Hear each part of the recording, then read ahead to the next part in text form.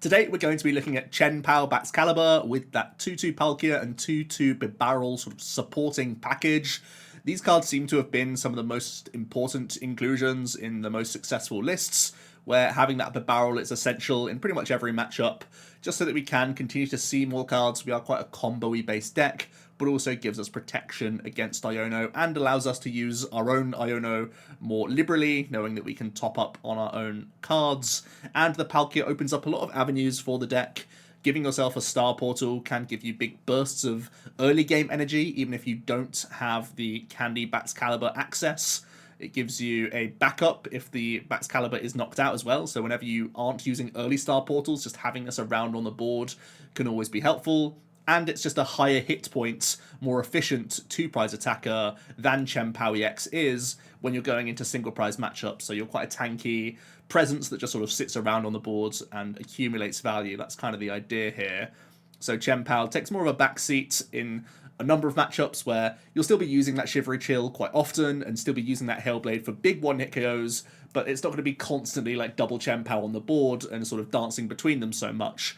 And because of that sort of change in direction, we're no longer playing the Skaters Parks. I'm actually changing them for PokéStops, because there has been the sort of question mark of consistency for this style of archetype. We have a thin stage 1 line, we have two thin stage 1 lines, a thin stage 2 line with Candy, and we're constantly having to dig towards certain item cards, especially things like Superior Energy Retrieval. So there is that question mark around opening game consistency. So giving ourselves that PokéStop just to give extra dig towards VIP, Ultra, and Nest, and I suppose Hisuian, seems very powerful to me and seems kind of worthwhile.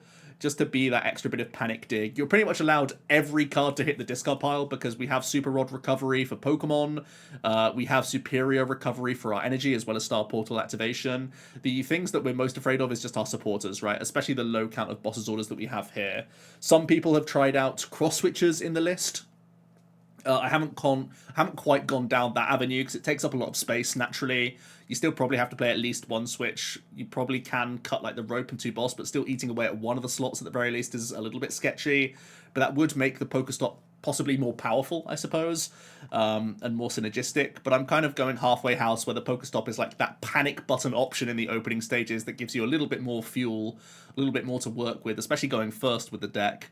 Than the Skaters Park would. That's the real other change. And then we are playing a Canceling Cologne. Sometimes we're going to see things like Lost City in the deck list, where you can try and gust up Manaphy and Lost City it from opponents, and then you open up your sniping from Radiant Greninja.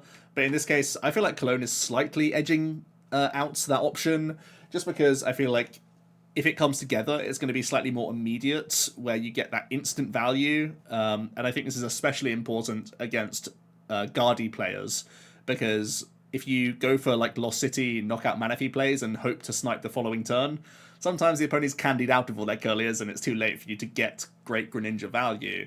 Whereas if you go for a Cologne play on Manaphy and just ignore the Manaphy itself and take out other threats on the bench on the same turn, that's when you're going to start feeling the benefits of this sort of card. So yeah, I feel like the Canceling Cologne is kind of reasonable. I feel like it doesn't come off very often, but it's a real help against Lost Box, definitely. And if it comes off against Gardevoir, it is very powerful. Again, cross switches can try and make this combo more reliable, I suppose. But there are downsides to not just having Boss's Orders throughout the game because it's just such a solid card, and cross switches are harder to like weave in throughout the game as well. So I am still juggling around with this sort of list. I have tried pretty much all the stadiums at this point. I've tried like thinner and thicker lines of Palkia and Bibarel, and I've played around with a decent amount of the Ball Search cards. It feels like the majority of people are still having a tinker with this deck, which sort of indicates that it's kind of not fully refined. Sometimes we're seeing thicker Baxcalibur, thicker Rare Candy. Sometimes we're seeing a change up in supporters altogether. And like I said, cross switchers definitely finding their way in. There's still a lot sort of going on with Chien-Pao Palkia, but the pieces are definitely there. We have one hit go potential, we have great burst acceleration, and this has some Iono proof technology via the Bibarel. So it has all the elements of a strong deck.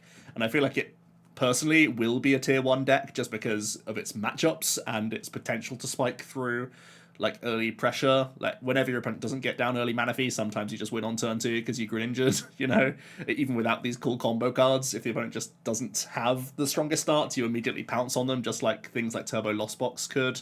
So that's really my thoughts on the archetype. Let me know down below what you think, and enjoy the games. If you're looking for PTCG live codes, make sure you check out the Potown store. You can get a 5% discount on your orders using that code OmniPoke. Into our first game then. Looks like we're starting off with a mulligan. And now we have a Palkia start and a handful of supporters. Our opponent is going first, I believe, so happy to see Irida in the opening hand. Because not much else going on for us right now. And we flip over, and your opponent flips over an Arceus, and typically Chien-Pao is actually pretty good against Arceus decks. This is one thing that we are very happy to see, because their damage output is so low in those opening stages that Palkia and Chien-Pao can both sponge quite a bit, and it gives us a lot of time. Have an excellent start, the VIP into the Irida for second VIP. This deck loves going wide. It's still a Palkia deck in the opening stages. And now we have the multiple Frigibax. I have a couple options. I could Radiant Greninja for some cards, or I could rule the region here. Just getting a turn attachment on Palkia means that if I am getting hit with judge path combinations, etc., I can still try and put on some pressure, so I feel like the attachment is slightly better. Interestingly, taking the PokéStop out of deck may be kind of weird, because it's actually a decent card to bounce path with, but I feel like just supporter cards are the strongest things I could be looking for, so still happy enough to do that. As it happens, the opponent is able to Iono us, we get a fresh hand, and they get into their V-Star and Starbirth now. We see Lightning Energy, so I'm expecting Flying Pikachu alongside probably Tina at some point, but they are developing Bidoof first, so they are going to power up Arc in the back. And it passes over to us. We have Bibarel, and a pretty solid research here, getting some Water Energy in the bin. We get pretty unfortunate, though. We don't get any Ultra Ball or V-Star. We still have one more attempt with Greninja to get any attack in here, and we whiff. So it looks like I probably have to, yeah, just rope into Chien-Pao and get another turn attachment in and pass it over. The good news is that, again, we can sponge some hits. If the opponent doesn't boss us next turn, and they only have a 4-card hand size, Chien-Pao could be sponging for another turn, which would be really, really big for us, actually. And the opponent just plays Iono, so I'm expecting to not get knocked out now, which is amazing. We basically get a free turn and finally draw into all of our Ultra Balls and Palkia. Alright, we are seeing the Tina V come down. Cleansing Gloves, just a thin. Another Arc. The Incisors for 3 cards. Jet Energy, a new inclusion for the Arc Tina players. Definitely a solid one-of, I think. If ever you get the turn 1 attachment of DTE, the Jet Energy is a good follow-up play from Starbirth, for sure. And yeah, just 200 damage, so I can sponge a hit, and they actually do get the Flying Peak out, so they can power that guy up. I am holding on to Boss's orders, and I have the potential to Star Portal, because I researched away so many waters. So yeah, it looks like we are going to boss now, try and get as many cards from Bibarel as possible, knowing that I can Star Portal Shivery Chill if I have to. Looks like we don't get into candy combos naturally. I have 2 more draws from concealed cards. Not quite getting it done there.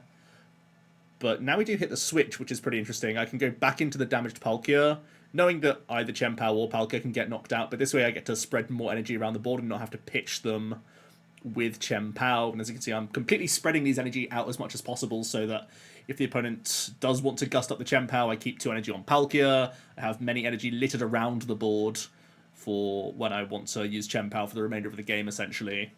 And by having 4 energy on the bench, actually, it means I don't even need to hit Candy Baxcalibur next turn if the Chien-Pao's not dealt with. I can just turn attach right to hit 300.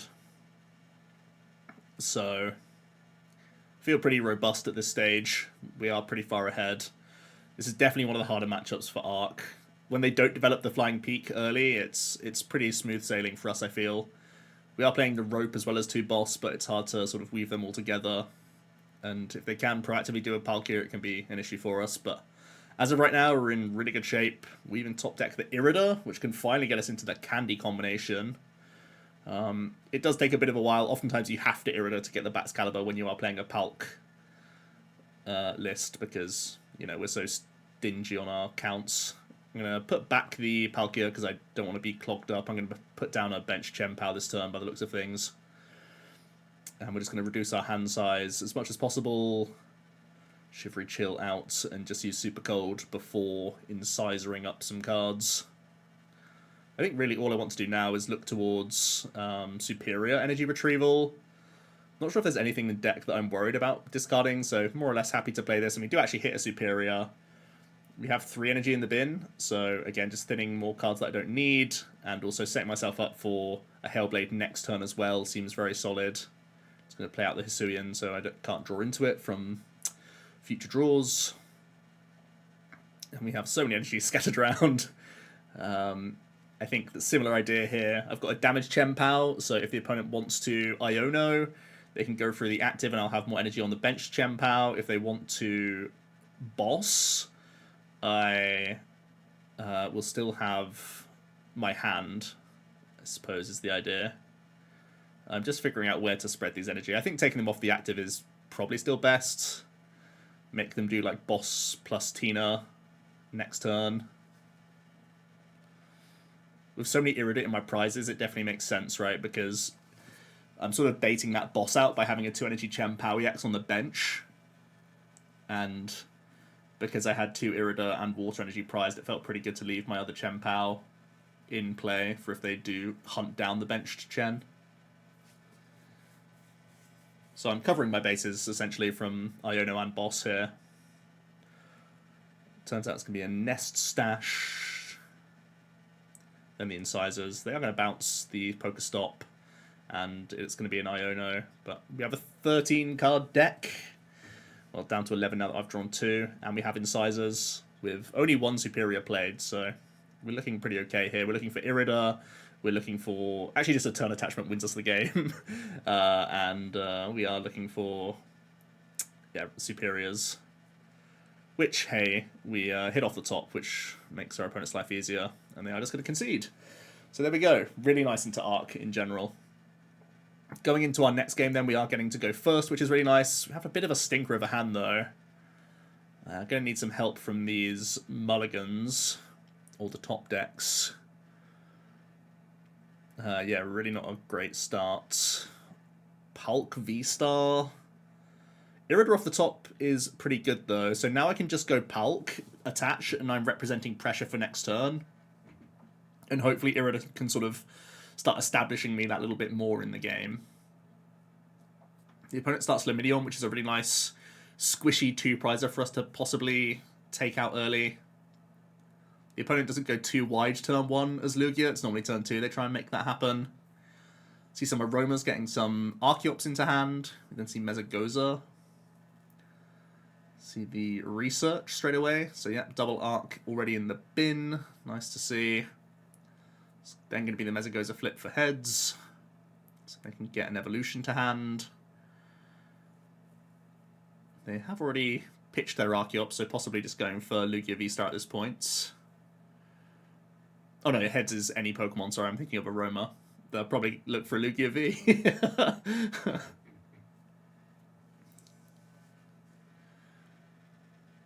We do see a Snorlax, so it's going to be a Colorless build. Probably. And they're going to protect the 2-prizer. Get it out of the line of fire.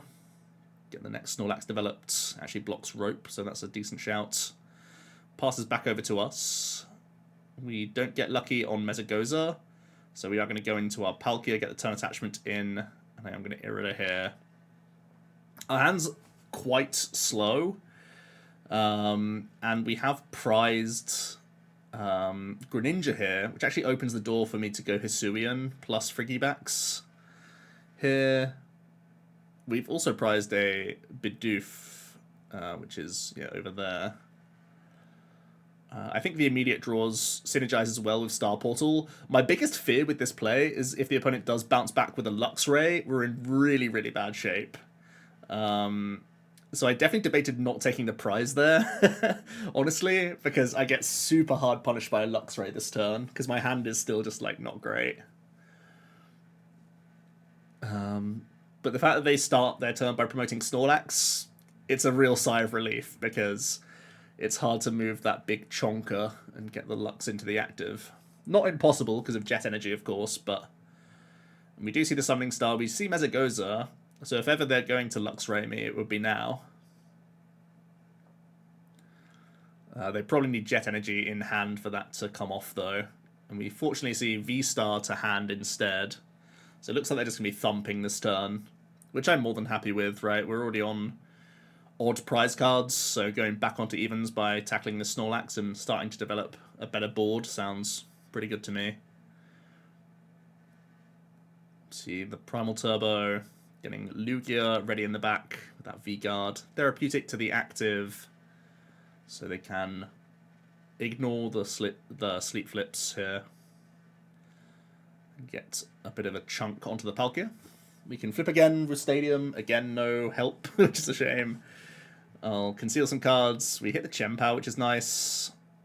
I think I just got to go Candy Bax here, because we will be going down to 4 prize cards, so protecting around Iono sounds good. I have 2 energy in the bin. Definite question mark whether or not I should Star Portal. Looks like I'm willing to greed this one out, knowing that there are other threats on the board that the opponent might want to hunt down. But possibly greedy there. Definitely a debate to be had. Just getting the free 120 onto Chien-Pao on the bench is reasonable. I think the justification is that I had Superior in hand, so I could just get these energy back via Superior anyway. And if for some reason the opponent doesn't go through Palkia, I keep my Star Portal.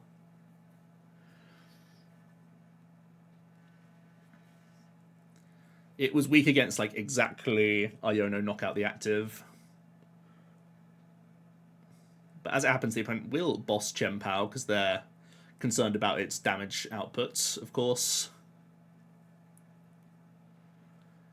And they're going to throw some, well, a gift and a second jet to the active. Lugia comes down onto the bench.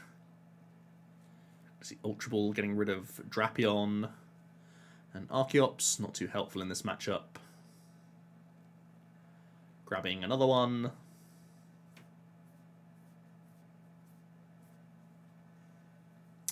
They're going to guard up their bench Lugia. They're also going to throw away the Mesagoza. They've pretty much thinned all the Pokemon they need to at this stage. I'm going into Manaphy thinking that probably our best play is to just Chien-Pao through the active here.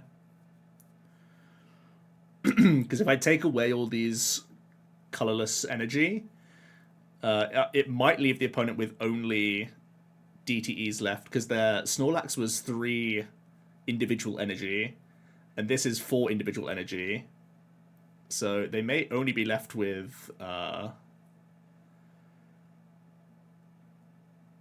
DTEs in the end, which could help Chien-Pao tank. And that's what we're seeing here. I'm going to retreat into the Chien-Pao, Shivery Chill, get the Star Portal, so I will be able to push for a knockout here. And hopefully make it hard for this sort of lower damage output build to take a KO. We'll take all the energy off our multi-prize Pokemon, because the opponent's on even prize cards, so they'll never touch Manaphy here. So let's just bank that energy. It also becomes a pivot for us. Seems pretty reasonable at this stage. We have had to get rid of a boss's order, so I only have 1 left in deck, which is a little bit dicey if I want to close out the game on Lumineon.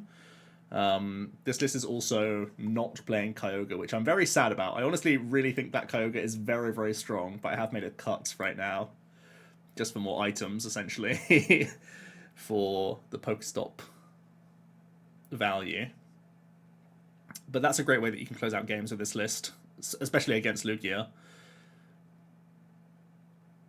So it looks like next turn I'm going to have to either get lucky with boss or try and just build my next big Chien-Pao.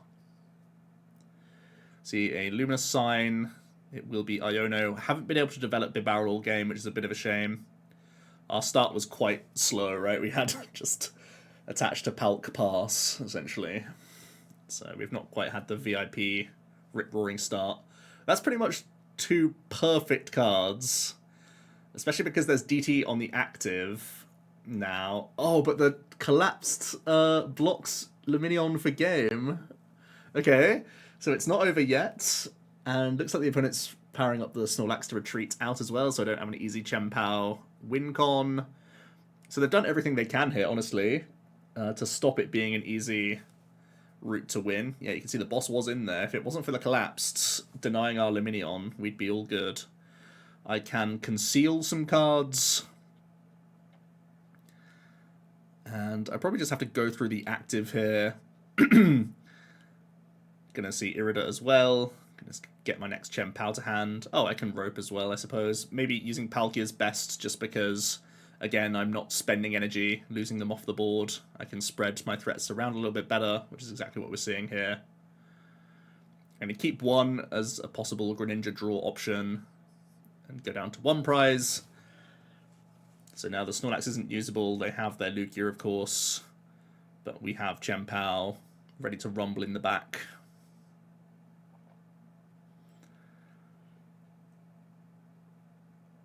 Let's see, Primal Turbo. Lugia's ready to rumble. More Lugia's coming down just because. And I can fish for boss. I can fish for all sorts of things, actually. I can just Shivery Chill as well. Looks like we have the energy in the deck, so I can... Yep, and we see the concession there. With enough energy on board and the Shivery Chill, we get over the line. We have one more game, and shout out to Ben, who helped me playtest with this one. He's also playing some Chien-Pao, actually. And he goes first with VIP Pass, so it's looking pretty good. Also has the Nest Ball, pretty solid. Our start is looking a lot less solid, honestly. I could Ultra Ball fish Irida. That's actually pretty reasonable.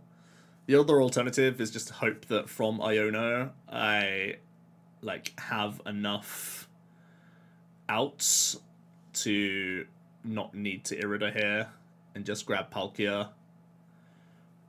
Definitely a riskier line going down this direction. And yeah, it doesn't really benefit me too much. I definitely look back at this game and think, why did I not fish? And honestly, it comes down to just putting too many easy 2 prizes on the board is very detrimental, especially in Mirror when they can Kyogre you. And from the early search from the Ultra Ball, there was no Manaphy either, so I couldn't stop the Lumineon from being an easy 2 prizes whenever. So that was my justification at the time, but I think just getting into the game, there's still just good merits to that, especially because from the Iono we whiff all of our Nest Ultra physical copies of Bidoof, Chien-Pao, that sort of thing. We just hit another Palkia, which is definitely not what we want to see. However, Ben's getting into the game. He's got the Bax, he's got the Bib, he's got Chien-Pao ready to take out our Frigibax, which is definitely scary. Getting everything rolling here.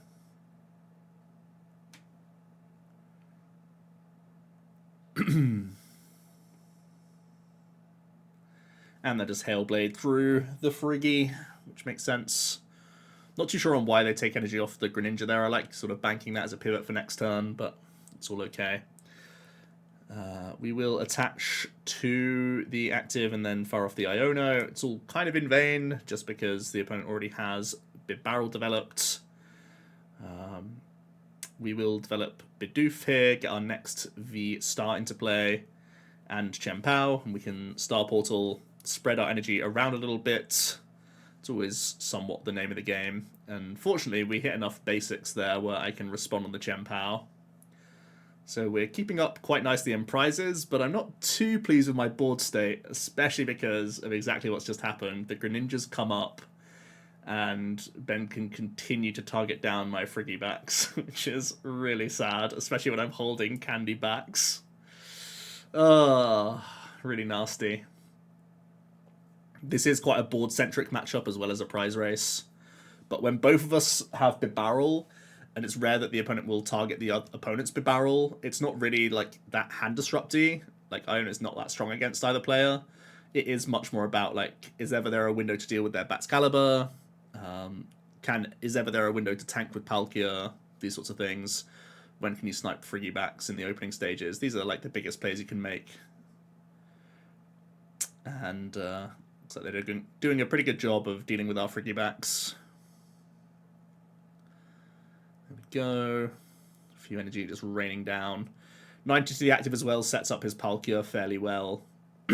So that's pretty solid. So yeah, very sad that we have to say goodbye to the Baxcalibur Dream. We'll just discard those, knowing I can roll them back later. And we'll just throw the Iono into the mix. See 4 more cards ourselves more than anything else. Let's reload these Bax pieces. I'd love to Bibarel into one of them, to be honest with you. That would be great. No luck there. We can try PokéStopping to try and hit Ball Search. And no luck there either. So it's another turn without Friggies, which is really scary. Because our cap next turn is 240 with a Chien-Pao, assuming the active gets knocked out. And that ain't good. We finally hit Manaphy off prizes. We will see the Irida.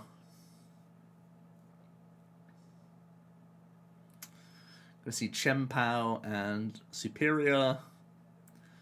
Definitely a nice option where there's now enough Pokemon to knock out the active in play, and they can start raining down energy to prep for their next knockout. Dig towards their own boss, possibly. See PokéStop. Lost City, sure. And then just knock out our Palkia. So let's go back into our Palk, I suppose. Got a tank with that guy. We do hit a Frigibax. And if we don't boss this turn, I definitely lose. So there's an argument for me to Retrieval away Bax and Retrieval just for 1 energy, just a -2 the hand, but these are such big resources. I just go for the punt, and we get quite lucky in that we hit the boss. So now I can bring up the Chien-Pao and actually get the response KO. So now we're just trying to dodge boss from Ben's side so that Chien-Pao doesn't get knocked out. And looks like they Iono, so straight away they had no option to boss for game. So as long as they can't maybe do some like skate park retreat plays, they actually still have their V-Star power open, so if they can find Chien-Pao here, they're all good. No. So possibly just out of Chien-Pao. So amazingly, we've wriggled out of this spot, get to tank, and now we're in really good shape to close out the game. We have 5 draws here to help things out. Actually, is that too helpful? It's not great. Oh, did I throw by not getting enough, by not retreating first? Is the Baxcalibur that I'm missing, of course, yeah. Which we finally hit off the concealed cards. So this was definitely, like, our start was so bad, but we got super lucky to just, like, ride the tempo through the game to actually close out the win there, and quite unfortunate that they didn't have their own boss for game on our Chien-Pao. On that last turn, they were just clogged up with other cards, I suppose. But yeah, that's Chien-Pao Baxcalibur. Let me know your thoughts on the deck list and the archetype in general, because I know this is becoming a contentious one. Some people are saying this is easy. Tier 1, going to be challenging sort of top 3, top 5 decks. Some people are saying it's Tier 2 garbage, too inconsistent.